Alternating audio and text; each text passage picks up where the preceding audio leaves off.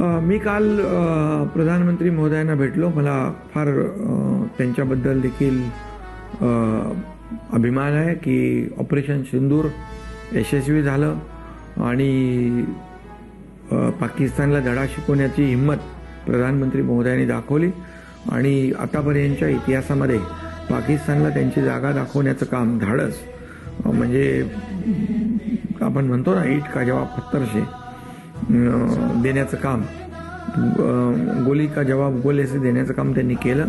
आणि त्याचबरोबर जे आतंकवाद्यांनी आपल्या पेहलगावमध्ये ज्या बहिणींचं कुंकू पुसण्याचं पाप केलं होतं ते लोक मारले गेले पाहिजे अशी जी भावना होती प्रत्येकाच्या मनामध्ये, त्यांना ऑपरेशन महादेवच्या माध्यमातून ठार केलं आणि म्हणून मी ती प्रतिमा त्यांना महादेवाची दिली.